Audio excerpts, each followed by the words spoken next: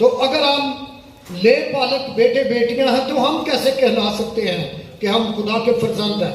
खुदा का फर्जंद कौन कौन यहां पर बैठा हुआ है? Hallelujah, hallelujah. आज देखेंगे कि फर्जंदों में क्या होने की जरूरत है। खुदावंद यीशु मसीह कैसे फर्जंद बना और उसमें से क्या क्वालिटीज और खूबियां और खुदा की खुदाई नजर आती थी कि वो खुदा का बेटा है।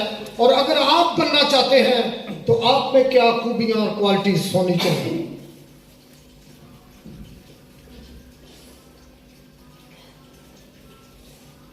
आज सीखेंगे 3 पॉइंट्स हैं कि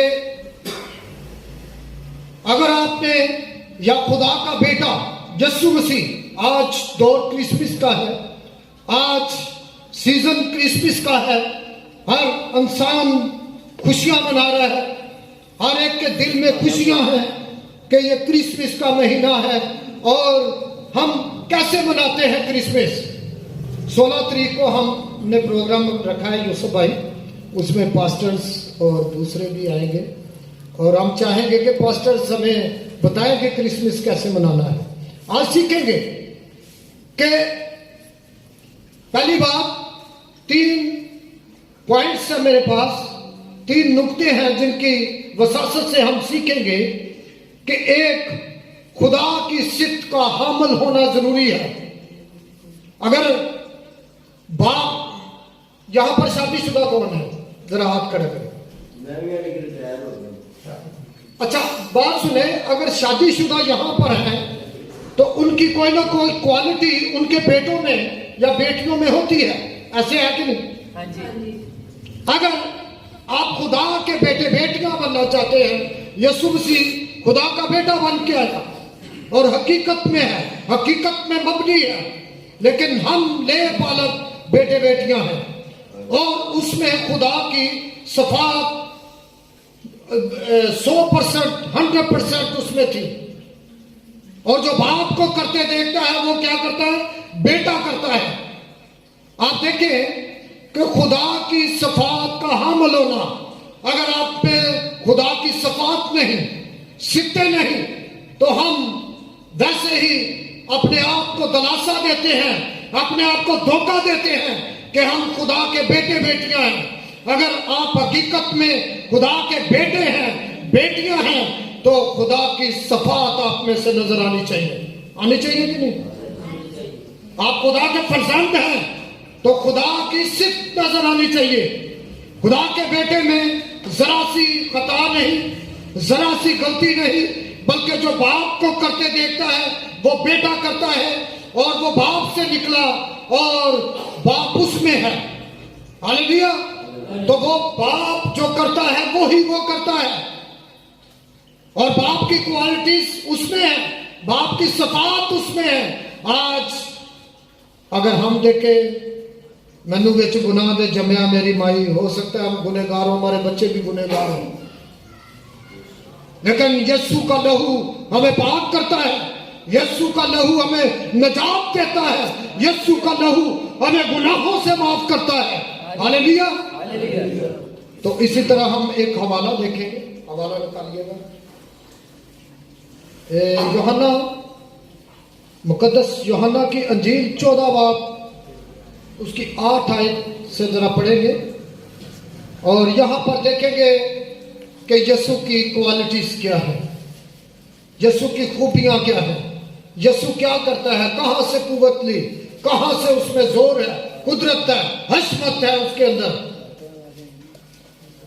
जरा पढ़ेंगे 14 बाब कौन सी है? जी जी 14 बाब उसकी 8 आयत से देखेंगे जी। मैं पढ़ता हूं।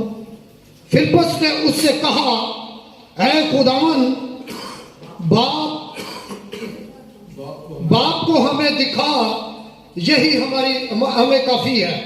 फिलिप्पुस ने उससे कहा, ऐ खुदावन, बाप को हमें दिखा कि यहोवा को, यरी को, एलोहीम को, एल शदाई को, अदोनाई, जो बादशाहों का बादशाह है, खुदावंदों का खुदा है।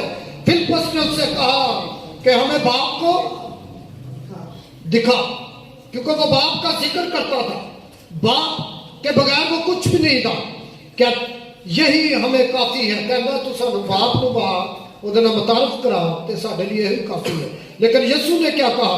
यीशु ने उससे कहा, ऐ फिलिप्पस, मैं इतनी मुद्दत से तुम्हारे साथ हूं, क्या तू मुझे नहीं जानता?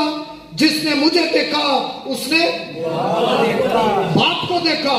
तू क्यों कर कहता है कि बाप को हमें दिखा? क्या तू यकीन नहीं करता कि मैं बाप में हूं और बाप मुझ में है? ये बातें जो मैं तुमसे कहता हूं अपनी तरफ से नहीं कहता, लेकिन बाप मुझ में रहकर अपने काम करता है। हालेलुया। मेरा यकीन करो, यीशु के लिए जोरदार ताली। मेरा यकीन करो कि मैं बाप में हूं और बाप मुझ में है। अब देखें, हमारी औलाद में हमारी क्वालिटीज होंगी, लेकिन जब हम यीशु में आ जाते हैं, बपतिस्मा लेकर तौबा कर देते हैं, यीशु का खून हमारी रगों में, हमारे अंदर तक गर्दिश करता है और हमारा डीएनए भी बदल जाता है। यीशु में आकर ईमान रखें। अपने आप को यीशु में जब लाते हैं तो ईमान के साथ आए। आपका खून चेंज हो जाता है, आपका खून पाक हो जाता है, आप गुनाहों से पाक हो जाते हैं। जो हम ज़बूर गाते हैं, फजल ना अलैहा, वो फजल करे तो हम पाक साफ हो सकते हैं। अगर वो फजल ना करे तो असी गुनाहों से मरना है, गुनाहों में मरेंगे। उसका फजल हमारे लिए काफी है। फजल क्या है? उसने हमारी खातिर सलीब पर जान दी। हालेलुया। तो ये देखें कि खुदावन की सफात का हामिल होना जरूरी है। खुदावन की सफात हमारे अंदर होना जरूरी है, अगर आप चाहते हैं कि हम खुदा के यहोवा के फर्जंद बने।